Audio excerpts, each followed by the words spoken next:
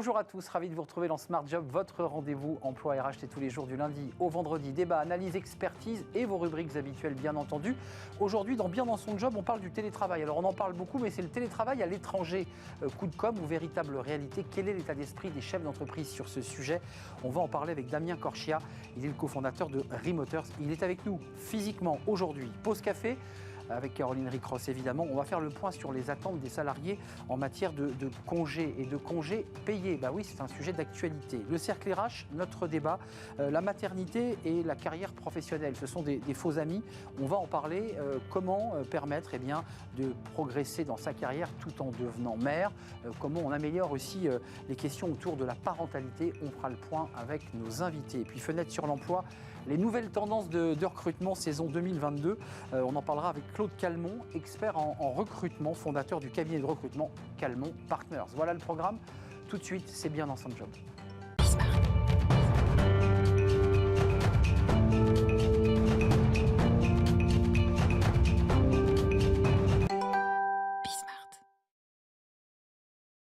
Bien dans son job, et on parle, devinez de quoi? De télétravail. Oui, le télétravail, on en parle beaucoup, mais du télétravail à l'étranger, qui est une étape un peu supérieure au lieu tiers où le télétravail fait à 10 km de sa maison. On en parle avec Damien Corchia. Bonjour Damien. Bonjour. Cofondateur de Remoters. Alors pour ceux qui suivent notre émission, je crois qu'on en a mis un petit extrait d'ailleurs, je crois, sur Twitter et sur les réseaux, vous nous aviez donné une interview, enfin un échange, il y a quelques mois maintenant, et à l'époque, je ne sais pas si vous vous en souvenez, mais vous étiez quand même d'une plage au Mexique. C'était le matin avec le décalage horaire et vous nous aviez parlé de votre mode de vie, de la façon dont vous travaillez à distance. Et puis vous étiez évidemment à la recherche de prospects et de tous ceux qui travaillent à distance, évidemment. Vous n'étiez pas en vacances. D'abord, un petit mot sur ce télétravail à l'étranger. On va commenter ce sondage OpinionWay. Est-ce que ça progresse? Parce qu'il y a eu un gros débat sur le télétravail d'abord, sur le Covid est terminé, tout le monde rentre à la maison et tout le monde rentre au travail, au bureau. Ça a changé, ça a évolué ou on est revenu à ça? Non, on n'est pas revenu en arrière. Et justement, c'est pour ça qu'on a fait ce sondage, parce que nous, on le ressent, mais on n'a pas beaucoup d'éléments tangibles. On ressent qu'il n'y a pas vraiment de retour en arrière, on a plutôt passé un cap, et maintenant que ce cap est passé, on va continuer de progresser. Mais on n'avait pas beaucoup d'éléments chiffrés pour appuyer ça. On a 35% dans vos éléments chiffrés, parce que commençons par un chiffre. Moi, je m'attendais à un chiffre plus bas, pour être très honnête. OpinionWay sonde les cœurs, 35% des chefs d'entreprise sont ouverts au télétravail à l'étranger, comme étant, disent-ils, possible, et 14% déclarent avoir déjà organisé ce mode de travail. Ça progresse grâce à vous, peut-être? Ça progresse beaucoup. Si on avait eu ces chiffres il y a 3 ans, vous seriez tombé de votre chaise en disant c'est pas possible, c'est pas vrai, etc. Donc oui, on voit que ça progresse beaucoup, et surtout, ça témoigne d'une chose intéressante, c'est que les gens qui peuvent télétravailler à l'étranger maintenant, c'est plus que des freelances. Parce qu'il y a 2-3 ans, c'était vraiment essentiellement des freelances. Il y avait peu d'employés en CDI. Et là, ça a complètement basculé. On a une autre étude aux États-Unis qui montre que là-bas, il y a 2 fois plus d'emplois classiques que de freelance qui se décrivent comme digital nomades. Alors, il y a quand même des limites, on va y revenir, mais il y a ceux qui ne peuvent pas télétravailler pour des raisons évidentes, ils sont postés. Mais pour tous les autres, c'est-à-dire la moitié des salariés en France, ou un peu moins de la moitié, il y a possibilité de le faire. Votre mission, vous, Remoters, parce que vous portez quand même une philosophie presque de vie. Ouais. Votre boulot, c'est de mettre en relation le télétravailleur qui va partir à l'étranger avec les correspondants locaux qui vont pouvoir l'installer dans les meilleures conditions. C'est ça votre boulot? C'est exactement ça. En fait, ce qui est un peu dommage, c'est que le fait d'avoir accès au télétravail et de pouvoir le faire depuis l'étranger, ça permet normalement de faire des voyages plus longs. Et nous, ça nous tient beaucoup à cœur parce qu'on pense que les voyages courts, de traverser l'Atlantique pour une semaine, il faut vraiment que ça s'arrête. Donc ça permet de faire des voyages plus longs, mais c'est compliqué. C'est vraiment compliqué dans la pratique. Si vous devez trouver un appartement pour 6 mois dans un pays lointain, c'est compliqué. Et donc nous, voilà, la mission que s'est donnée la boîte, c'est vraiment de dire on va simplifier ça, on va rendre les choses faciles, sans stress. Et la solution, c'est que si vous voulez partir au Mexique ou ailleurs, on vous met en relation avec un correspondant qui est basé sur place, vous allez parler avec lui tout de suite. Il va vous donner les tuyaux, il va vous orienter, il va dire ça c'est un bon fournisseur, on peut réserver comme ça si tu veux, et voilà, il va vous faire avancer plus vite dans votre projet. Le guide du routard du télétravailleur, en fait. Parce que c'est un peu ça dont il a besoin, savoir à quel endroit il peut aller, la bonne connexion Internet, j'ai envie de dire les endroits où on peut se restaurer, où on peut dormir, parce que c'est quand même un élément clé. Exactement. En fait, si vous connaissez quelqu'un sur place, vous voulez aller 3 mois à Lisbonne, et vous dites « Ah ben, j'ai un ami, je vais l'appeler ». C'est la première chose que vous allez faire. Donc nous, simplement, on rend ça un peu plus... on donne une autre ampleur à ça, parce qu'on a des correspondants, on a une 50aine de correspondants basés partout. Donc voilà, mais c'est exactement la même chose que si vous aviez un ami à destination, la première chose que vous feriez, c'est « Ah, je voudrais venir, dis-moi comment je fais pour trouver mon logement. » Alors, c'est les 35% qui ont répondu, en tout cas positivement, sur l'idée que ça leur semblait tout à fait possible et réalisable. Sur cela, en tout cas, les bénéfices selon les dirigeants, on va le voir, c'est assez intéressant. Ouais. 14% estiment que c'est le renforcement de la motivation des salariés, 12% c'est le renforcement de l'attractivité de l'entreprise, 11% la fidélisation des collaborateurs, et 6% les économies sur les dépenses liées au bureau, qui est un élément important. Quand même, les 3 premiers items nous disent quelque chose d'assez intéressant, c'est que plus on est loin du soleil et du centre de gravité, plus on est fidèle. Enfin, c'est troublant quand même ça. Oui, mais... Ça vous fait rire, mais c'est vrai. Non, mais en fait, tout ça, ça tourne autour d'un sujet de marque employeur et d'attractivité qui est c'est pas un sujet financier. On ne parle pas de salaire, on ne parle pas de rémunération, etc. On parle d'avantages assez indirects finalement. Mais pour beaucoup de gens, notamment la jeune génération, c'est presque plus important. Et donc, il y a des chefs d'entreprise qui l'ont compris et qui sont déjà supporters de cette nouvelle façon de faire, de cette nouvelle façon de promouvoir sa propre boîte aux yeux des employés ou des futurs employés. Et ce qu'on voit aussi, c'est, même pour ceux qui sont un peu réticents, parce qu'il y en a, des chefs d'entreprise. Bah oui, le reste.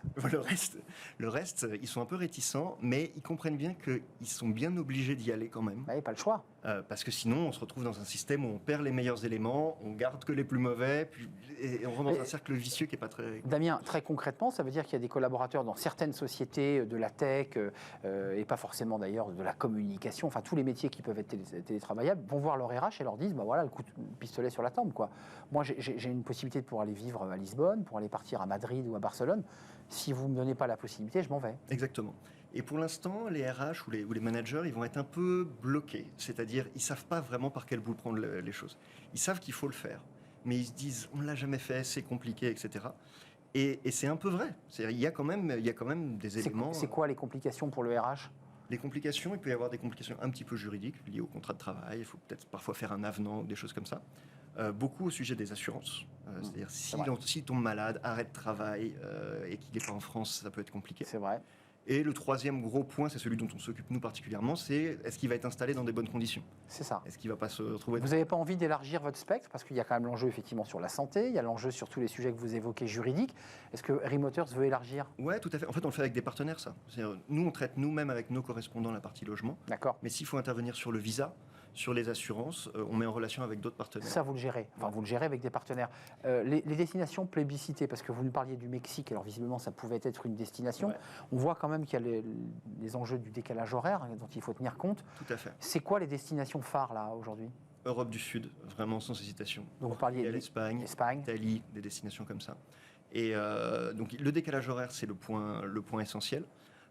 Mais d'ailleurs, ça fait un peu le lien avec la question précédente. Du point de vue du DRH, par exemple, qui doit décider est-ce que je le laisse partir, est-ce que je le laisse pas partir, il faut en fait faire la distinction. Il n'y a pas juste la France et l'étranger. Il y a la France et les pays proches, les pays lointains. Est-ce que c'est dans l'Union européenne, en dehors de l'Union européenne ? C'est vrai. La carte vitale, elle fonctionne dans l'Union européenne, par exemple. Ça fait un problème de moins. Donc, si on restreint, je peux comprendre qu'un employeur dise non. 9 mois en Colombie, j'accepte pas, c'est pas possible. Il y a le décalage. Ça fait loin quand même. Hein. Voilà. Et l'employé aussi, il comprend. Il comprend qu'on lui refuse ça. Par contre, il comprend plus qu'on lui refuse 1 mois à Barcelone. Il veut dire, mais pourquoi on m'interdit ? Je pourrais aller à Marseille, pourquoi j'ai pas le droit d'aller à Barcelone ? Donc, je peux aller dans un tiers-lieu à 10 km et ça, vous l'autorisez. Voilà. Et donc, refuser ce genre, refuser sur des durées courtes et sur des destinations proches, c'est de moins en moins entendable pour les employés. Les métiers, parce que ça, vous avez contact évidemment avec tous ceux qui appellent et que vous allez accompagner du mieux possible. C'est quoi les métiers, c'est quoi les secteurs qui partent là en ce moment ? J'ai toujours beaucoup de mal à répondre à cette question. Mais c'est plutôt la tech, c'est plutôt... Un peu, mais pas tant que ça. En fait, c'est vraiment très très varié. Ça, c'est un cliché, ça, en l'occurrence. Un petit peu. Ouais, en fait, c'est un cliché qui était vrai et qui est de moins en moins vrai. Donc, tant qu'à faire, je vais essayer de pas le nourrir. Ouais, c'est pour ça que j'aimerais que vous les rencontrez, ces collaborateurs. Ouais. Ils viennent d'où ? De grandes boîtes, de boîtes moyennes, c'est quoi Non, pas beaucoup les grandes boîtes. Il y en a quelques-unes, et d'ailleurs elles font parler d'elles. On entend parler de Publicis récemment. Ils ont accordé, je crois, 7 ou 8 semaines en tout dans l'année.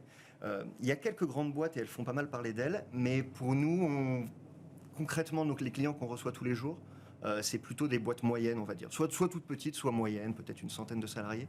Mais c'est pas encore les grands groupes. Pour qu'on comprenne bien votre business, parce que c'est quand même quelque chose, vous implémentez sur un phénomène qui a augmenté depuis le Covid.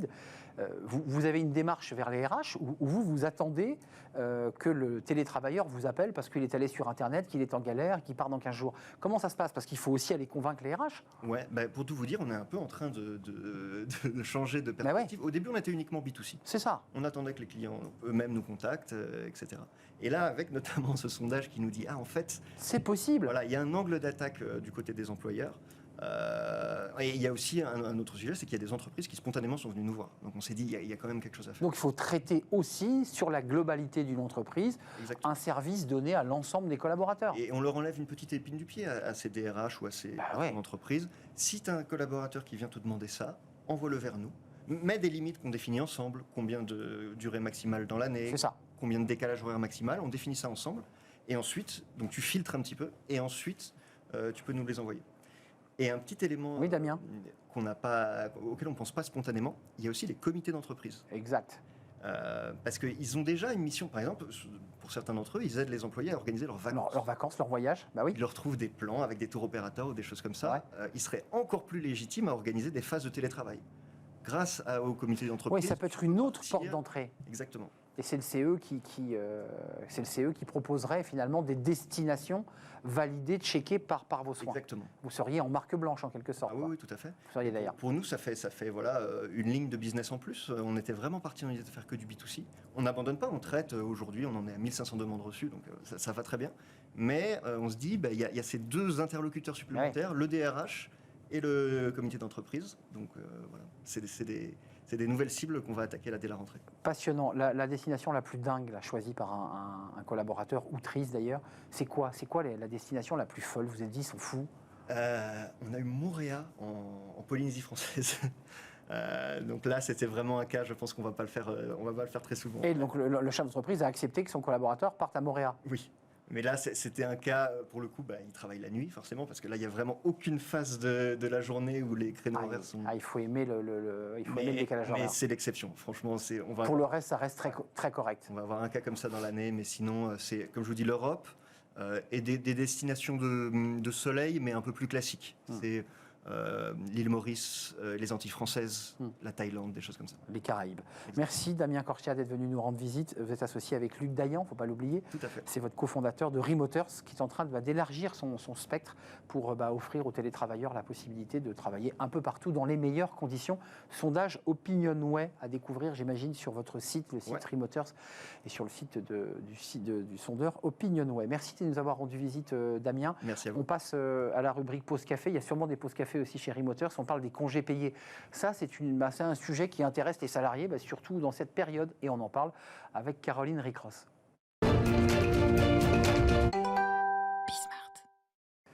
La pause café avec Caroline Ricross. On parle d'un sujet. Alors, tous les salariés en parlent à la pause café, les congés. Bah oui. Les congés payés, on est d'accord. On est d'accord. C'est bien de cela dont on parle. Oui, on parle des congés. Les vacances vont démarrer là, enfin c'est imminent. C'est ça, il y a même des gens qui partent en vacances là ce week-end. Hein. Et oui, ça fait rêver. Concrètement, ils attendent quoi les salariés de ces congés payés? Moi j'ai un peu envie de commencer d'abord en vous posant des questions à vous. Faites-vous plaisir, Caroline. Vous, par exemple Arnaud, pour totalement déconnecter avec le travail, vous avez besoin de combien de jours consécutifs de vacances? 65 jours. 65 jours. Là, vraiment, je déconnecte totalement. 65 jours, c'est pas mal. Ouais. Et est-ce que vous êtes un peu de la team qui déconnecte, mais pas totalement? C'est-à-dire vous continuez un peu à être avec le travail, vous lisez vos mails, etc. Ou vous déconnectez totalement du travail? Mais enfin, c'est un divan freudien que vous me faites là aujourd'hui. C'est vraiment une pause café freudienne. Qu'est-ce que je fais pendant mes congés? En fait, je travaille tout le temps, mais en même temps, j'alterne. Donc, vous continuez un peu à rester sur votre travail. En fait, si je vous pose ces questions, c'est les questions qui ont été posées à 1000 employés européens sur les congés, justement, par une récente étude du spécialiste RHEP qui s'appelle SD Works. Et alors, premier constat de cette étude, en réalité, nous, les Français, nous sommes loin d'être paresseux, Arnaud. On dit souvent que les Français, c'est des feignants, etc. Selon cette étude, non, puisque les salariés français ont besoin en moyenne de 13 jours de repos consécutifs pour réellement se reposer. 13 jours, c'est même pas 2 semaines, c'est c'est pas beaucoup. Vous allez me dire, c'est quand même déjà pas mal, puisqu'aux États-Unis, c'est la règle. Aux États-Unis, on a 15 jours de vacances par an. Mais si on regarde du côté de nos voisins européens, certains ont besoin de beaucoup plus de temps pour recharger les batteries. En Espagne, par exemple, d'après cette étude, les salariés espagnols ont besoin de 27 jours de congés consécutifs pour vraiment totalement déconnecter avec le boulot. Les Finlandais, eux, auraient besoin de 54 jours. Donc, c'est 5 semaines pour complètement déconnecter avec le travail. Donc, nous, 13 jours. Ça va quand même. 34 jours, les Finlandais, parce que si je calcule bien... 34 jours, oui. 34 jours, 5 semaines, ça fait 34. Vous avez dit 54. Ah non, 34. Le Finlandais est très... Non, c'est aime les vacances. Et justement, finalement, les salariés européens que vous citiez n'hésitent pas en plus à prendre du sans solde. Oui. Pas pour rallonger la durée des vacances. Voilà. Plus de 3 salariés européens sur 10 optent pour cette pratique. Alors, elle est particulièrement marquée, notamment chez les salariés suédois, avec plus de 4 salariés sur 10. Même chose du côté des Anglais. En France, presque un tiers des salariés se dit également enclin à prendre des congés sans solde pour avoir plus de congés. Alors, toujours après cette étude, Caroline, la plupart des salariés européens optent pour les mêmes périodes de congés. Ça, c'est intéressant. Oui, l'aventure, oui, mais pas trop quand même. On aime bien. Mais 37% des salariés européens déclarent prendre les mêmes vacances d'année sur année. La Finlande est le pays le moins familier à cette pratique, avec seulement 23% des salariés qui s'adonnent à celle-ci. À noter toutefois que les personnes qui prennent des congés sur une même période d'une année à l'autre, c'est souvent soit les personnes qui sont mariées, soit les personnes qui ont des enfants, puisque du côté des célibataires, seul 1 sur 3 pose des vacances à la même période chaque année. Oui, ça c'est l'avantage d'être célibataire. Et on arrive vraiment à déconnecter pendant ces congés, parce que c'est la question que vous me posiez, et j'ai répondu du mieux que j'ai pu d'ailleurs. Oui, répondent les salariés, en tout cas français et allemands. 53% des salariés français et 60% des salariés allemands indiquent qu'ils se coupent totalement de leur activité professionnelle pendant les vacances. Ils ne consultent pas leur email et ne répondent pas aux appels liés au travail. Normal, en fait, ils sont en vacances. Toutefois, les Français et les Allemands sont en fait des exceptions en Europe, puisque nos voisins dans l'ensemble ont plus de mal que nous à se déconnecter totalement de leur travail. 45% des salariés norvégiens ou encore 3 salariés néerlandais sur 10 avouent toujours garder un œil sur leur travail, même pendant leur congé. Des résultats à nuancer parce que c'est pas toujours évident de se déconnecter avec le travail. 30% des salariés français avouent par exemple avoir du mal à cesser toute activité professionnelle pendant leur congé. Oui. Et puis ce sont surtout les jeunes salariés européens qui sont concernés, c'est-à-dire la tranche d'âge entre 25 et 34 ans qui rencontrent le plus de difficultés à se déconnecter du travail. Cette inquiétude et cette pression en fait diminuent a priori avec l'âge, car en moyenne seulement 21% des plus de 55 ans admettent encore rencontrer des difficultés à se couper mentalement du boulot. Ça donne envie d'être en vacances, tout ça. Ouais, il y a quand même quelques accros du boulot quand même, des accros du téléphone en tout cas. Et on constate aussi, Caroline, des différences en matière de demande de congés. Eh bien oui, parce que par exemple en France, il est quand même rare qu'on soit libre de poser nos congés quand on veut. On doit faire la demande. Plus de 6 Français sur 10 d'ailleurs se plaignent de cette situation. Ils aimeraient bien pouvoir choisir eux-mêmes les congés. À l'inverse, près de 4 travailleurs européens sur 10 déclarent eux ne pas avoir besoin de demander justement une autorisation pour prendre leur congé. Alors, dans les entreprises, en revanche, où il est nécessaire d'anticiper les demandes de congés, il vaut mieux, là, pour le coup, être français, parce que le droit varie. C'est ça, c'est une autre spécificité française, puisque dans l'Hexagone, on peut davantage qu'ailleurs poser ses congés tardivement. Les salariés européens doivent en moyenne faire leur demande de congés 37 jours à l'avance. En Allemagne, c'est même bien plus tôt, puisqu'il faut poser ses vacances 2 mois et demi avant de partir. En Espagne, c'est à peine moins, 61 jours, et aux Pays-Bas, 55, alors qu'en France, 33 jours avant les vacances suffisent pour poser ses congés. Donc un petit peu plus d'un mois, on a au dernier moment finalement. Et enfin, selon cette étude, Caroline, la numérisation n'est pas encore au rendez-vous quand il s'agit de vacances. Oui, et là j'avoue que j'ai été assez étonnée. Ouais. Seule la moitié des répondants indiquent qu'ils peuvent en effet demander leur congé via leur ordinateur de bureau ou encore leur téléphone portable. Donc en fait, le papier reste de mise, reste de rigueur. Ou parfois l'oral, où le RH ou le collaborateur va noter. Alors, je pensais que c'était bien digitalisé. Donc il y a encore un peu de chemin à faire. On fera un débat peut-être pour en parler dans l'émission. Merci Caroline. Bonnes vacances. Merci. Et vous déconnectez quand vous partez en vacances? Moi, je déconnecte totalement, mais on se voit encore avant les vacances. Eh ben, je vous reposerai la question. Comme ça, on en saura un peu plus. Merci Caroline. On parle d'un sujet alors là, qui n'est pas lié au congé payé, mais qui sont des périodes d'arrêt, qui est le congé maternité. C'est évidemment une période d'arrêt avant, pendant la grossesse, et puis après, évidemment, pour pouvoir s'occuper de son nourrisson.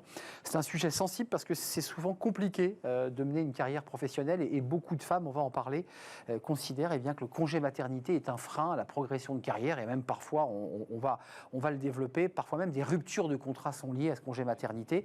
Comment faire et comment aussi réinventer la parentalité, c'est-à-dire la relation aussi avec le papa, pour trouver un juste équilibre entre vie pro et vie perso. On en parle, c'est le cercle RH et c'est juste après.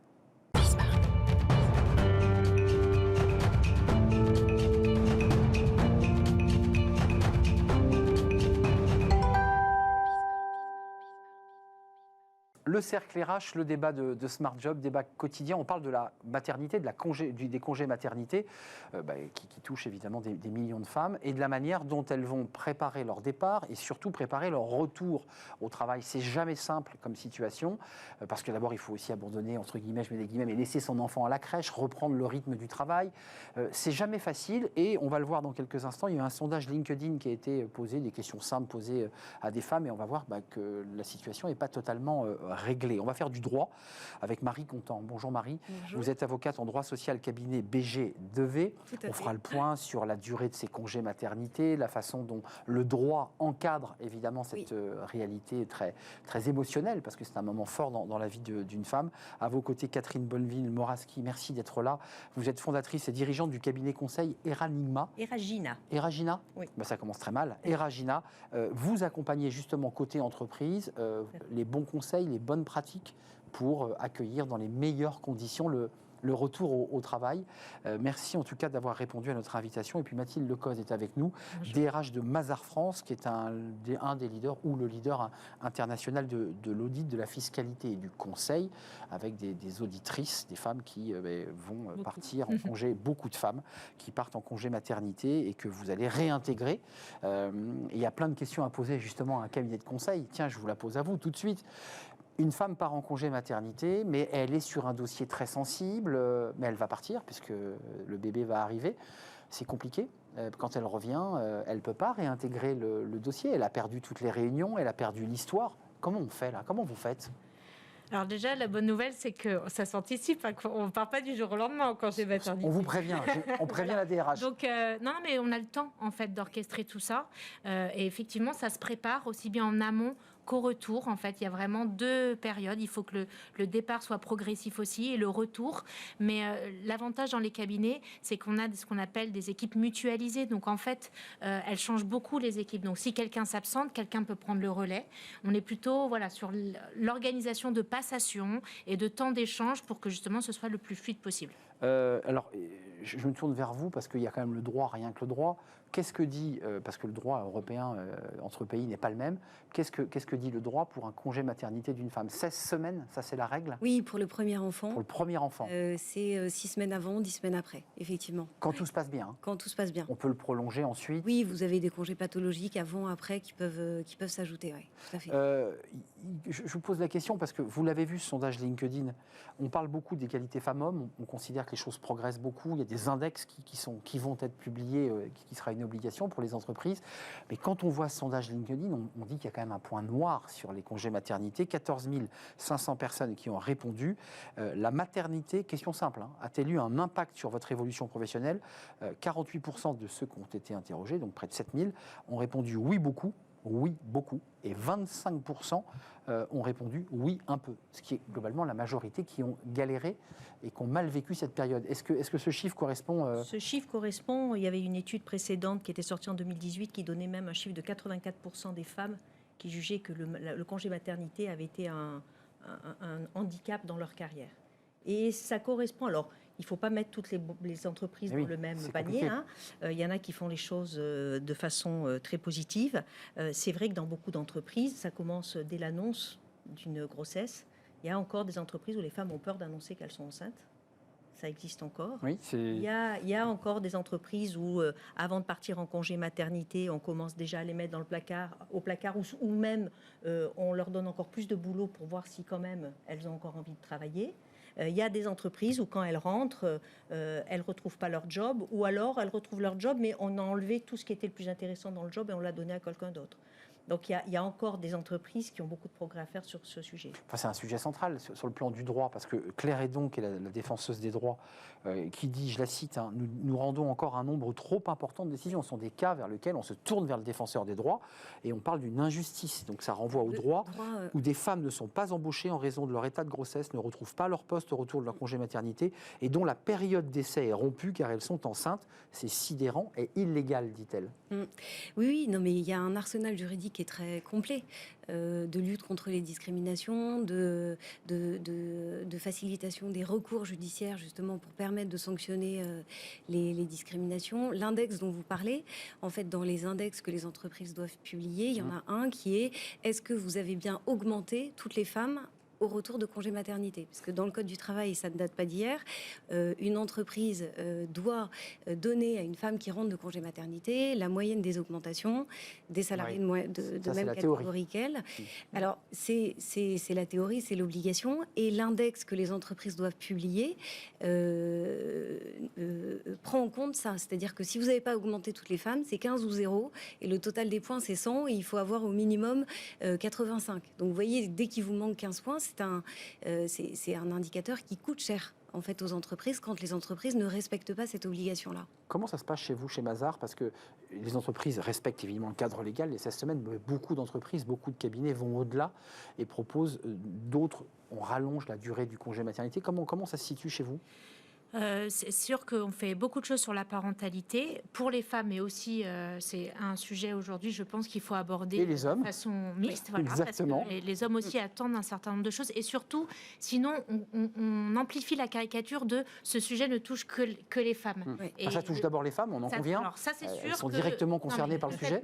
Complètement. Mais ce que je veux dire, on est convaincu que c'est un sujet. Si le jour où justement les hommes et les femmes prendront leur quote-part, et enfin là, aussi sur tous ces sujets-là à égalité, qu'on pourra dépasser aujourd'hui les freins. Même si, bon, je vous accorde qu'aujourd'hui ce sont les femmes qui portent les enfants, mais il y a plein d'autres choses aussi dans la paternité et la parentalité. Et du coup, chez Mazars, globalement, ce qu'on fait, c'est que déjà on accompagne beaucoup, on en parle, parce qu'en fait, un départ, ça se prépare, et souvent quand on n'a pas encore eu d'enfant, on n'a pas conscience de toutes les questions qu'on va se poser. Et donc, pouvoir verbaliser, avoir des témoignages d'aînés qui se sont posés des questions, qui ont rencontré des difficultés, parce que c'est un peu naïf de dire tout va bien se passer à mon retour. Non, je vais en tant que femme me poser plein de questions, et puis dans l'entreprise va se poser plein de questions. Donc on en parle avant, on a des ateliers avant, après l'arrivée d'un enfant. On a mis en place ce qu'on appelle le retour en douceur. Donc quand on revient d'un congé maternité ou d'un congé parental, donc que ce soit un homme ou une femme, pendant le premier mois, on est au 4/5e, donc ce sont des jours imposés par semaine pour souffler, c'est-à-dire pour que les mamans, notamment, prennent un rythme et reviennent plus tranquillement, parce que le rythme c'est sportif. C'est un choc. La reprise, il faut prendre ses marques. Il y a vraiment un sujet de prendre ses marques. Congé maternité, vous êtes d'accord, je ne sais pas si vous êtes des mamans par ailleurs, mais c'est quand même un métier d'élever un nourrisson au départ. Quand c'est le premier, c'est une grande angoisse. C'est fatigant, on est fatigué, l'enfant ne fait pas ses nuits. C'est pas rien quand même. Il y a ça, et puis le sujet de l'allaitement. Est-ce que la maman a décidé d'allaiter ou pas? Comment son travail va le faciliter ou non? Aujourd'hui, c'est une vraie complexité parfois dans certaines entreprises.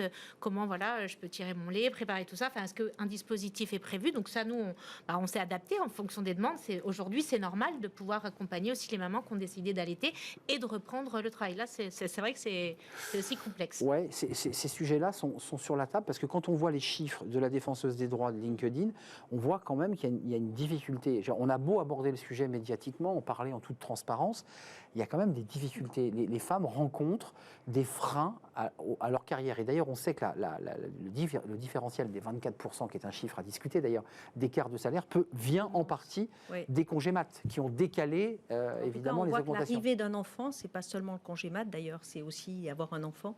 L'arrivée des enfants augmente le différentiel d'écart de salaire. Et on le voit, par exemple, les mamans qui ont un seul enfant ont moins d'écart que celles qui en ont 2 et ont moins d'écart que celles qui en ont 3. Et puis, il y a le sujet aussi de la carrière qui peut s'arrêter au moment de l'arrivée des enfants. D'ailleurs, soit venant d'une demande de la femme, soit par l'entreprise. C'est la proposition du 4/5e, proposition d'un mi-temps. Enfin, ça peut être le fait que des femmes se disent, en fait, non, je vais élever mon enfant, ou je veux être plus souvent avec lui. Je pourrais pas faire mon boulot en étant avec lui. Donc, soit je vais mettre une parenthèse, soit je vais me réorienter, je vais créer ma petite boîte pour avoir un salaire, etc. Et on voit que il y a vraiment l'arrivée des enfants crée un différentiel dans la carrière des femmes et des hommes, et c'est grave quand, en tout cas, on prend la décision sans prendre en compte l'ensemble des éléments, à la fois pour maintenant et à la fois pour demain, parce qu'on le voit au moment de l'entrée, par exemple la retraite, les femmes, les femmes jusqu'au bout de la carrière, et après. Donc en fait, les femmes, on le voit aujourd'hui, sont parmi les pensions de retraite les plus faibles. Il y a beaucoup de femmes, etc., etc. Donc c'est vraiment un moment où il y a une rupture, entre guillemets, dans beaucoup d'entreprises. Mais ça peut venir à la fois des femmes et ça peut venir de l'entreprise. Donc les deux peuvent réfléchir et travailler là-dessus. Mais concrètement, je parle à l'avocate, mais on voit qu'il y a un différentiel de salaire. Mais est-ce que vous pensez que le législateur doit être un peu plus ferme? Parce qu'il impose des index sur l'égalité femmes-hommes, les écarts de salaire. Est-ce qu'on peut aller encore plus loin? Parce que les chiffres développés par LinkedIn, alors, ça vaut ce que ça vaut, sont honnêtement sidérants. Non, mais puis ils rejoignent les chiffres qui ont été publiés par le Défenseur des droits. Mais non, pour moi, la question, elle est plus... Elle n'est plus juridique. Aujourd'hui, l'arsenal juridique, il est très complet.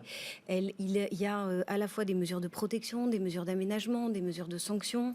Il y a vraiment tout un ensemble de règles. On veille à ce qu'elles soient le plus effectives possible. Et on voit qu'il y a encore ces écarts-là. Mais en fait, moi, ce que je voulais souligner, c'est que la situation du congé maternité, c'est quelque chose... On a beaucoup parlé du point de vue des femmes. Moi, je suis avocat d'employeur et femme, donc j'ai les deux casquettes. Et en fait, le constat que je peux faire aujourd'hui, c'est qu'en fait, c'est une situation qui est complexe de tous les côtés. C'est complexe pour une entreprise de gérer un congé maternité, même si je suis d'accord avec vous, parmi les vous avez absences, raison, il faut le dire. C'est l'absence qui est la plus facile à gérer. C'est particulièrement complexe dans les petites entreprises, quand vous avez une petite équipe, que la salariée, par exemple, c'est la seule comptable de l'entreprise, que c'est la seule à faire les payes, que... c'est une suspension du contrat de travail, je ne me trompe pas. Tout à fait, c'est une suspension. C'est pas une rupture, c'est une suspension. Et donc moi, je pense que le problème, il faut vraiment l'appréhender dans sa globalité, c'est-à-dire la complexité que ça crée pour l'entreprise et la complexité que ça crée chez cette femme. Et après, la deuxième remarque que je voulais faire, c'est que je pense que le problème ne se réduit pas à la période du congé maternité. Parce qu'à l'échelle d'une carrière, finalement, 1, 2, 3 enfants, c'est finalement assez peu de temps à l'échelle d'une carrière. Qu'est-ce qui pêche alors? Qu'est-ce qui bloque ensuite? Ce qui est à mon sens, plus compliqué et là où il y a vraiment une réflexion à avoir, c'est sur la parentalité. C'est comment on va permettre à des parents, et pas uniquement à des mères, parce que je trouve que dire les mères, c'est un peu daté. Excusez-moi, mais pour moi, la question, c'est pas la question de la maternité, c'est la question de la parentalité. Et c'est comment on permet à de jeunes parents ou de parents de jeunes enfants de concilier leur vie professionnelle et leur vie personnelle. Ouais. Et le législateur, pour répondre à la question que vous me posiez, a vraiment mis ces sujets-là au cœur du dialogue social. Aujourd'hui, on doit négocier dans les entreprises de plus de 50 salariés tous les ans, notamment sur l'égalité homme-femme et la qualité de vie au travail.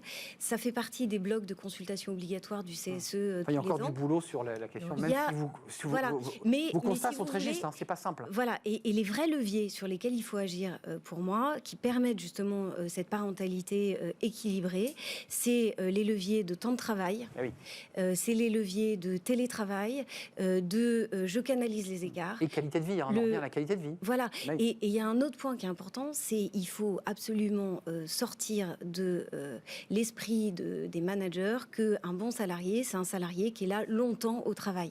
Qu'on arrête le présenter. Je pensais que ça avait évolué tout ça depuis le Covid. Alors, ça a un peu, j'ai l'impression que le monde a changé. Non, ça n'a pas changé en fait. Non, ça a évolué, mais pas suffisamment. Côté Mazars, parce que ce qui est intéressant, vous êtes RH d'un cabinet de conseil, vous avez des femmes qui partent en congé maternité, que vous réaccompagnez.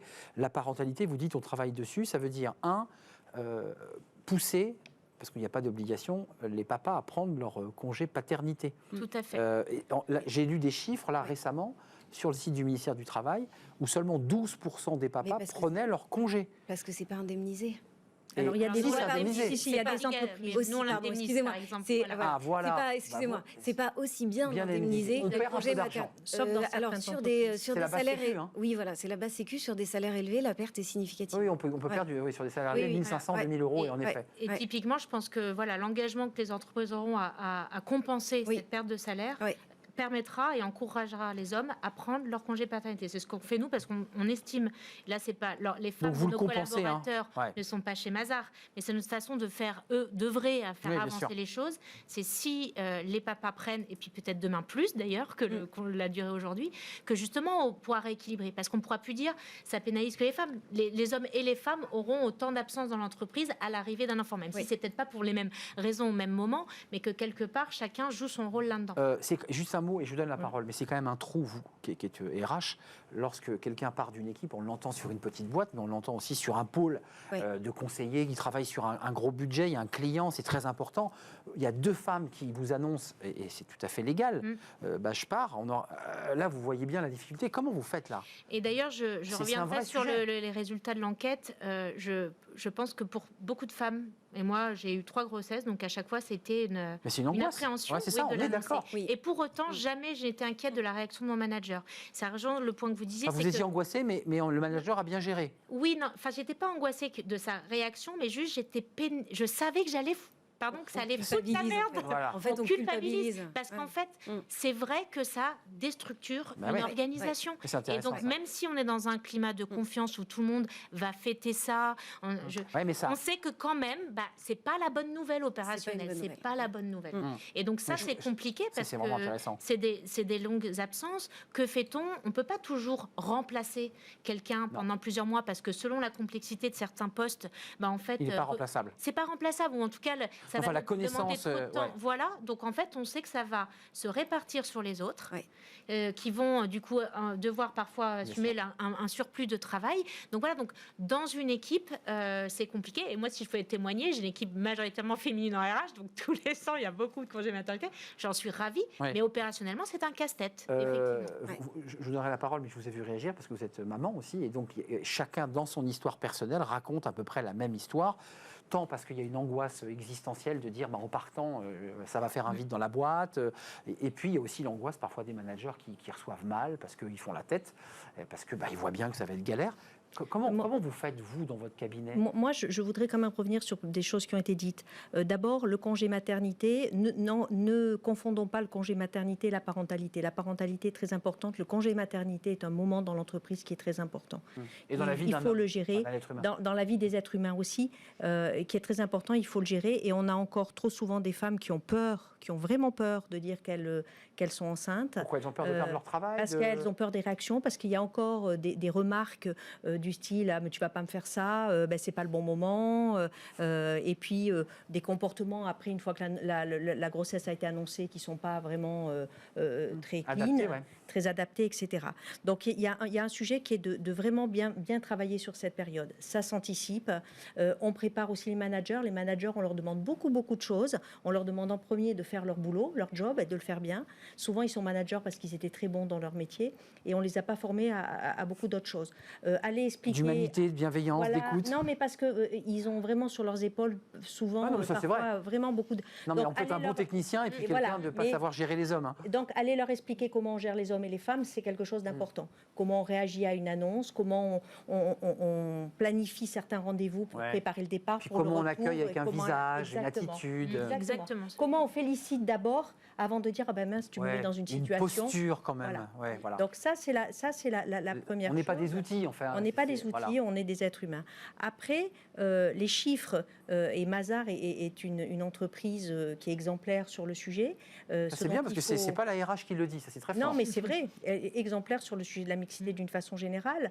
Après, il faut voir que toutes les entreprises ne sont pas... D'abord, on parle très souvent des grosses entreprises qui ont des moyens. Et les On parle petites. moins souvent des petits La qui n'ont pas comptable des qui moyens. part, ouais. Voilà. Ouais. Et puis qui n'ont pas non plus la culture de ça, qui connaissent pas forcément tout le temps le cadre juridique de façon précise, etc.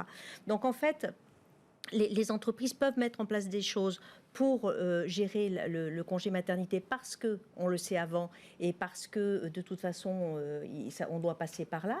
On doit à la fois le faire pour l'entreprise, à la fois le faire pour la maman qui à un moment donné va revenir et pour pas qu'elle revienne angoissée, la peur au ventre en se disant est-ce que je vais retrouver mon poste, est-ce qu'on va pas me mettre dans le placard, mais parfois, elle ne le retrouve pas. Les chiffres que vous donniez sont des chiffres qui correspondent à ce qu'on voit. Mais juste un mot qui est le plus angoissant, parce qu'on évoquait l'idée de l'annonce. Alors, il y a l'annonce à son manager. Là, on est en CDI. Bon, on se dit qu'on va faire perdre un petit peu de valeur à l'entreprise. Mais il y a l'annonce aussi à un recruteur. Ça, c'est encore plus compliqué aujourd'hui. Ben voilà, aujourd'hui, c'est encore plus compliqué. Tant c'est compliqué de le dire à un manager, vous imaginez comme c'est compliqué de le dire là, sur le plan juridique, c'est très carré. Oui. On ne doit pas poser la question, normalement. Oui, c'est interdit. On ne doit est faire aucune recherche sur l'état ou non de grossesse de la candidate et on n'a pas à se décider au regard de sa maternité. Sauf que dans les faits, on invente un prétexte. Et on dit malheureusement, si on le sait. Par rapport à ce que vous avez dit, c'était très intéressant. Vous avez dit qu'il faut accompagner la femme qui va annoncer sa grossesse, qui va partir. Et les managers. Et il faut accompagner, voilà, c'est ce que j'allais dire. Et les managers, il faut accompagner l'équipe aussi. Parce que l'équipe, si on ne veut pas stigmatiser en fait, la femme enceinte ou la jeune maman, il faut... parce que quand elle ne sera pas là, son travail, on le sait, il va se déverser sur les autres. Elle va avoir des aménagements d'horaires. Du coup, les autres auront des horaires encore moins... en mode un peu plus dégradé. On ne peut pas remplacer un congé mat ? On peut remplacer, oui, tout à fait. Mais dans les faits, ce qu'on voit, c'est que même remplacer, il y a forcément un surplus de travail pour les autres membres de l'équipe ou pour le manager qui récupère. Puisque la personne est moins opérationnelle, même si elle est remplacée, la personne est moins opérationnelle. Donc il y a toujours...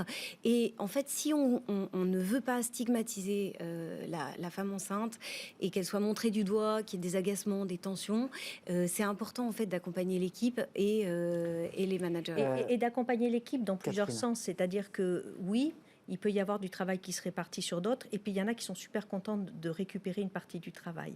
Donc en fait, être exemplaire, le meilleur morceau du poste, dire les choses clairement et faire en sorte que ça se passe clairement. Le diable se cache dans les détails. Oui, mais il faut être très clair sur la façon dont ça va s'organiser pendant l'absence, la façon dont ça s'organisera au retour de l'absence, et il faut être exemplaire là-dessus. C'est-à-dire que à partir du moment où dans une entreprise... C'est pas si simple, hein. C'est pas simple. Non, mais dans la réalité du terrain, c'est pas si simple. En fait, la question, c'est il faut être juste. C'est-à-dire qu'il faut, rétablir une justesse dans une situation qui est déséquilibrée par un congé maternité. Je parle à la RH aussi, mais c'est pas facile quand on est une femme de reprendre sa place instantanément après avoir vécu une période de coupure professionnelle où on a vécu la maternité, la puériculture, la joie d'être mère. Puis ensuite, vous rebaignez dans le bain de l'entreprise. Enfin, vous vous en souvenez, j'imagine. Enfin, tout le monde s'en souvient. C'est un moment qui est pas simple, ce moment de passage. On est un peu dépressif, on est fatigué, on n'est pas bien. Justement, moi, sur ce point, j'aimerais vraiment... Vous n'êtes pas d'accord avec ça? Alors vraiment, mais pas du tout. Pour vous, ça a été le bonheur absolu. Oui. En fait, j'ai 3 enfants et qui sont grands maintenant, et j'ai un excellent souvenir de ces périodes-là. C'est une période qui permet de prendre du recul, et quand j'ai repris le travail à chaque fois, c'était un arrachement, bien entendu, de laisser ses enfants. On est d'accord. Voilà, on est triste, mais en même temps une joie de retrouver son travail, parce que quand on fait un travail qu'on aime bien, il faut... je pense qu'il faut arrêter de voir... alors, je parle au travers de mon expérience personnelle, mais je pense qu'elle est pas forcément partagée par tous, mais elle est sans doute partagée par certains. Par certaines. Voilà. Allez-y, pas de fausse modestie. Quand on aime son travail, on le reprend on le reprend avec plaisir. Et un peu transformé aussi, d'ailleurs. Et voilà. Et à chaque congé maternité, j'ai eu un gain de productivité qui était complètement mesurable, parce que justement, on gagne en fait et pour l'organisation, le secret. C'est ça, le secret de la conciliation maternité, parentalité et vie professionnelle, c'est justement l'organisation. Et en fait, vous êtes tellement obligé de vous organiser, d'anticiper, que ça rejaillit, ces qualités que vous développez dans le travail. Rejaillit dans le travail. Voilà. Mathilde Lecor, vous êtes d'accord? Parce que là, en fait, c'est vos expériences aussi ce que je constate, en tout cas d'un point de vue RH, quand j'aborde le sujet dans mon organisation, c'est qu'en fait, il y a autant de cas que de personnes. C'est-à-dire qu'en de personnalité, en fait. Voilà, Ah oui. on est toutes et tous différents. Et c'est vrai que je me rends compte, par exemple, le sujet de faut-il couper ou pas couper pendant son congé maternité. Il y a des femmes qui, si elles sont coupées du jour au lendemain des accès, souvent pour protéger le congé maternité, le vivent très très mal. Elles se sentent exclues. On est d'accord. Elles ont envie de continuer leur mail. Très personnel, ça m'est arrivé de me dire j'ai demandé à rester dans certaines boucles pour sentir encore dans l'équipe. À moi de faire le choix de regarder, mais j'ai l'impression comme ça que vous m'évincez pas. Et il y en a d'autres qui disent moi j'ai besoin qu'on respecte. Très bien, le retour. Donc on s'adapte. Ça, c'est on s'adapte au cas. En fait, et c'est ça qui est compliqué, c'est qu'il faut pouvoir faire exprimer à chacune ses besoins aussi émotionnels, organisationnels. C'est très psychologique. Bah oui, qu'est-ce qui va te rassurer dans ton cas? De quoi toi tu as peur? Et c'est peut-être pas les mêmes peurs que quelqu'un d'autre. Et donc, il faut pouvoir aussi avoir cette transparence et cette confiance dans la discussion pour mettre en place le bon dispositif. Catherine Bonneville-Moravski, je ne sais pas si vous allez pouvoir répondre à ma question, mais comme vous avez écrit un livre sur la mixité en entreprise, il y a aussi des femmes qui découvrent à travers la maternité, parfois la deuxième, voire le troisième enfant, l'idée que leur rapport au travail s'est dégradé et qu'elles vont quitter le travail. Ces ruptures ou ces coupures professionnelles font un peu comme pour le Covid, prendre conscience à ces femmes que peut-être que leur destinée, c'est de s'occuper de leurs enfants et de vivre une vie de mère à 100%. Est-ce que vous constatez ça? Dans très peu de cas, ce que je constate, c'est que quand il y a des choses qui ne vont pas bien dans l'entreprise, le congé maternité est un catalyseur parfois. Il accélère. C'est-à-dire que je ne suis pas bien dans mon poste, je ne suis pas bien avec mon manager, ou je ne suis pas bien dans ce que je fais au quotidien, ou quand je rentre, c'est très tendu et je sens qu'on ne me fait pas confiance, etc. C'est catalyseur. Mais en tout cas, parce qu'on parle souvent aussi, il ne faut pas se leurrer, quand on parle de tous ces sujets, on fait souvent référence à des populations de cadres. On va pas regarder, il n'y a pas que les cadres. Des postes moins qualifiés, bien sûr. Bien sûr. Et dans les populations de cadres, en tout cas, je n'ai jamais vu, mais je ne suis pas, statistiquement, ça n'a aucune valeur, je n'ai jamais vu une femme qui était bien dans son poste, qui avait un beau job et qui avait une voie toute tracée, dire j'en suis à mon 3e congé maternité, j'arrête ou je vais devenir... Elle veut continuer. Je sais pas quoi, elle veut continuer. On n'a pas parlé de ces femmes pour le clore, parce que le débat est à la fois, je pense, sérieux. Quand on voit ces chiffres, il y a des choses à faire. Vous êtes des actrices du sujet, et puis les RH, évidemment. Mais il y a aussi ces femmes qu'on a pu croiser dans nos vies personnelles, qui ont décidé de ne pas avoir d'enfants pour réussir leur carrière. Et vous me racontez des histoires très différentes. Vous êtes des mamans épanouies et très engagées dans vos métiers. Ça existe encore, ça? Et c'est ça qui me questionne derrière les index et les obligations. Ça, je comprends tout à fait. Il faut l'encourager, il faut protéger. Mais ça me questionne sur l'équité aussi entre les femmes qui ont décidé de ne pas en faire... Non, mais aussi de décider de ne pas en faire, ou à un moment, voilà, encore une fois, je comprends, mais si dans une équipe, par exemple, si on prend l'index, par exemple, qui dit qu'il faut augmenter les femmes de retour de congé maternité, la moyenne des augmentations des celles autres. Qui n'ont pas eu d'enfants. Et celles qui ont décidé de ne pas donner et qu'on surperformé et qui, du coup, ont une super augmentation, en fait, font profiter les autres. Je dis pas, je sais que c'est, attention, je veux pas que mes propos soient déformés. Je comprends encore une fois qu'on a besoin d'encadrer et d'encourager parce qu'il y a aussi plein d'endroits où c'est pas respecté. Mais c'est vrai que moi, je constate juste que ça questionne d'autres femmes qui disent, mais en fait, et l'équité... Et les hommes. Oui, et les hommes. Alors les hommes, eux excluent de fait. Mais bon, j'allais dire, jusqu'à maintenant, un homme, il voudrait... mais jusqu'à maintenant, jusqu'à toujours, quand même. Mais il y a des femmes qui décident de ne pas avoir d'enfants. Et moi, ça me questionne, ce débat-là. Parce que c'est pas toujours évident à trouver les réponses pour elles, en disant, mais en fait... elles sentent comment, ces femmes? Elles disent quoi par rapport aux déjà, il y a celles qui veulent pas, il y a celles qui ne peuvent pas avoir. On n'en parle pas non plus. C'est pas toujours j'en veux pas. Et voilà, c'est aussi je peux ne pas en avoir. C'est une grande souffrance. Et je vois tous ces dispositifs-là. Et quelque part, en tout cas, qu'est-ce qu'on adresse? Qui ne travaillent que sur ceux et celles qui ont des enfants. Voilà. En tous les cas. Oui, les autres se retrouvent. Je vois qu'il y a plein d'autres cas où on en parle moins et qui sont aussi. Un dernier mot, Catherine. Oui, moi je voudrais dire 2 points là-dessus. Le premier, c'est que les femmes, par définition, à un certain âge, elles peuvent être discriminées. On le trouve dans les entreprises, même si elles n'ont pas d'enfants. C'est-à-dire qu'on embauche une jeune femme de 28 ans, on se dit dans les 4 ans qui viennent, je vais avoir un congé maternité. Qu'elles en veuillent, qu'elles n'en veuillent pas. Avez-vous des enfants? Là, il faut répondre. En principe, on ne doit pas poser cette question. Mais même sans la poser, la question, il y a une tranche d'âge où il y a un poste de directeur régional commercial qui se libère. On se dit, la femme, là... Il faut être subtil, on ne pose pas la question en direct. Mais voilà. Donc, elles peuvent être discriminées même si elles n'ont pas d'enfants. Et la deuxième, pour répondre à votre question, le deuxième point, c'est que moi, en tout cas, dans ce que je vois arriver des femmes, c'est ce qui se pratique déjà pas mal aux États-Unis, où les femmes femmes voient l'âge passer et puis elles préparent pour pouvoir après, elles font congeler leur ovocyte pour pouvoir être enceinte plus tard. Moi, j'ai commencé à en entendre parler en France. En disant c'est pas le bon moment, donc j'attends et je veux pas que l'horloge biologique m'empêche d'eux. Donc c'est pas, je l'ai pas vu de façon fréquente, mais récemment j'ai eu le cas de deux femmes qui m'ont dit ça. Merci à vous trois. C'est un sujet d'ailleurs que vous avez ouvert un autre pan du sujet pour celles qui ont des difficultés, ne peuvent pas en avoir et ne souhaitent pas en avoir. C'est un autre sujet. D'ailleurs, c'est peut-être le législateur là, qui éclairera ensuite la loi.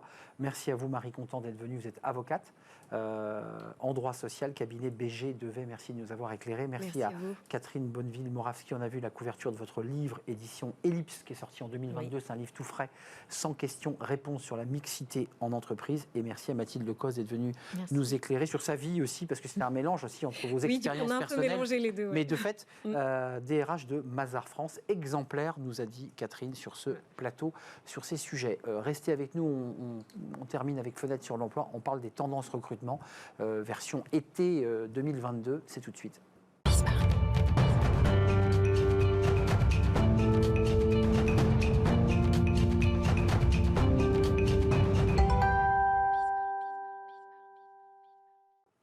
On termine notre émission avec Fenêtre sur l'emploi. On parle recrutement dans cette rubrique, des nouvelles tendances ou des tendances recrutement. Vers quoi on va dans un marché extrêmement tendu. On en parle avec Claude Calmont. Bonjour Claude. Bonjour. Ravi de vous accueillir. Vous êtes expert en recrutement. Oui, on va en parler avec vous dans quelques instants. Fondateur du cabinet de recrutement Calmont Partners. Oui. Alors, vous venez de la finance, si je ne m'abuse. Tout à fait. Vous étiez trader ou vous avez travaillé dans les salles de marché. Vraiment mes toutes premières années. Après, j'ai fait de la gestion de patrimoine, de la gestion privée, pour après m'orienter vers le recrutement en finance, effectivement. D'abord au Royaume-Uni et après à Paris, novembre 2020, lancement officiel du cabinet. Alors, Calmont Partners, c'est intéressant parce que c'est 3 activités. C'est les ressources humaines, le conseil à la levée de fonds. Tout à fait. Et la communication, le média. Oui, absolument. Comment ça marche ? C'est un écosystème qui s'est créé au fil du temps. En fait, on a lancé la première activité de recrutement donc, il y a un peu moins de 2 ans. Il y a eu une très forte traction du marché. Plein Covid, on est d'accord ? Oui, complètement. Absolument. Ça a été, des aventuriers. Des aventuriers, alors oui et non, dans le sens où le marché qu'on couvre, c'est beaucoup de fusions-acquisitions, d'investissements, de private equity. Et ça a été une année 2020-2021 extrêmement active sur ces marchés-là. Tout bougeait. On a tout de suite eu énormément de mandats à couvrir, ce qui m'a permis de recruter mon premier salarié, puis un deuxième et structuré. Et en fait, d'être au contact de ces métiers de la transaction, ça fait ressortir aussi des opportunités. Et en fait, la création des deux, donc Financial Services, qui est le cabinet de levée, donc mini banque d'affaires, et le pôle Media and Events, se sont fait quasiment en même temps. En fait, on a fait l'acquisition d'un média en ligne l'année dernière, qui s'appelle Finière, qui est un pont entre la finance traditionnelle et la finance décentralisée. On parle beaucoup de blockchain, beaucoup de crypto, tout ça appliqué au business. Et la levée de fonds s'est fait un petit peu par rencontre. Et j'ai croisé une personne qui pilote du coup cette activité au départ de Genève pour qu'on puisse avoir cette double casquette France-Suisse. Parlons de votre expertise en recrutement, parce que c'est quoi les nouvelles méthodes on parlait de tendance, parce que ça fait un peu penser à la mode, avec les couleurs. Cette année, on est sur le rose, mais les tendances de recrutement, on en est où là ? Alors, il y a un rapport de force qui s'est complètement inversé. Et je ne parle pas que de la finance. Même dans la finance, évidemment. Surtout dans la finance. Bah oui. Surtout dans la finance. Mais on parle aussi de grandes démissions. C'est un thème qui est arrivé des États-Unis, où on a vu des pans entiers de l'activité se vider de leurs ressources. On parle beaucoup des métiers de service à la personne, des métiers manuels, la restauration, l'environnement hôtelier, ou même les services. Je passais à la radio l'autre jour sur la région Gironde, il n'y a plus personne dans les villes pour travailler. C'est vrai. Donc des métiers plutôt durs, pas forcément bien payés. Et on a vu des ressources disparaître dans ces métiers-là, puisqu'ils ont vu qu'ils pouvaient aller faire autre chose différemment, mieux payé, de façon moins difficile. On a bien vu que votre triptyque était intéressant, parce que les choses se répondent et que ce sont des activités.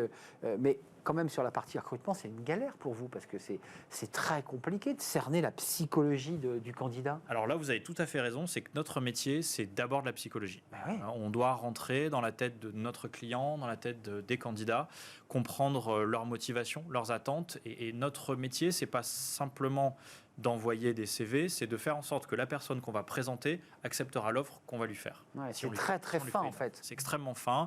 Et dans un marché où donc ce rapport de force s'est inversé, il y a beaucoup de demandes. Et je reprends l'exemple de la finance. Là, il y a beaucoup de demandes en finance. Il n'y a pas une société qui ne recrute pas. Ils cherchent quoi d'ailleurs? De la tech, de l'ingénieur, du développeur ou vraiment du spécialiste du marché? Il y a un vrai trou dans les ressources qui commencent à être expérimentées vers les 3-4 ans jusqu'à 6, 7, 8 ans. Ce sont des phases où les gens changent de carrière, changent de braquet. On prend l'environnement de la fusion-acquisition. C'est une période où les gens se posent la question de se dire est-ce que je continue dans le conseil? Est-ce que je passe en fonds d'investissement? Est-ce que je rejoins une société? C'est passionnant parce qu'on a eu beaucoup d'entreprises qui nous parlaient des doutes existentiels, mais jamais une entreprise qui nous parlait de cet univers de la finance. Et dans la finance, il y a aussi les mêmes interrogations. Complètement. Est-ce que je change? Est-ce que je switch? Est-ce que je passe à autre chose? Déjà, le mot finance, on y met énormément de choses. Très vaste. Vous parliez tech, il y a de la tech appliquée à la finance, on parle de plus en plus de fintech. Et en fait, il y a les acteurs traditionnels qui se sont retrouvés en concurrence avec des acteurs étrangers. Je parle de la France. Paris a vraiment tiré son épingle du jeu suite au Brexit. On a vraiment attiré énormément de sociétés, beaucoup de ressources qui, il y a quelques années, ne voyaient pas le job suffisamment intéressant pour eux et le salaire. Vous le confirmez donc? Complètement. Les salaires ont augmenté. La tendance a vraiment été vers l'attractivité de la place de Paris, ce qui est super pour nous. Et donc, le retour de Paris en finance. Exactement. Ouais, c'est génial parce que nous, on se place vraiment en conseil international. C'est vraiment notre ADN. Donc, on a été capable d'aller chercher des consultants ou des banquiers, des candidats un peu partout dans le monde pour les ramener en France parce qu'il y avait désormais des nouveaux jobs. Ça fait du bien entendre. Ça veut dire que l'attractivité de Paris sur la partie financière est revenue à très haut niveau, ce qui n'était pas le cas il y a 5 ans. Non, absolument, parce qu'en fait, pour beaucoup de structures d'investissement, le Brexit leur a imposé d'avoir un bureau en Europe continentale. Exactement. Et donc, la question, c'était Amsterdam, Francfort, Paris. Mais même sur ces profils que vous avez réussi à attirer, qui sont des profils de haut niveau, c'est de la chasse, oui.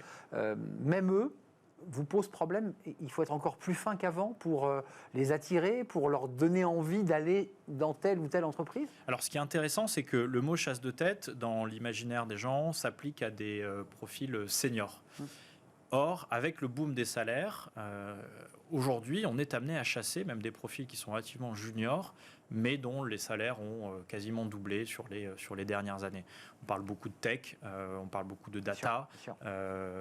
Et même, je dirais, les chevilles ouvrières de la finance de façon générale ont vu leur salaire exploser. Donc, on chasse même des plus juniors parce que c'est beaucoup plus difficile de les attirer. Et en fait, les employeurs, donc, qui sont nos clients, doivent se poser la question du qu'est-ce qui va attirer ces personnes. Ouais, parce que la finance, à la différence d'autres entreprises, n'avait pas de stratégie de marque employeur. C'était un tout petit monde, chacun bougeait, on se connaissait. La marque était forte, ouais, donc ça suffisait pas à attirer. Besoin, quoi. Exactement. Maintenant, il faut changer de braquet, là. Absolument, absolument. Donc, les ils sont nouvelles obligés générations ne se lèvent plus du tout pour les mêmes raisons. Ils se posent beaucoup plus de questions. La valeur, le sens. La valeur, le sens.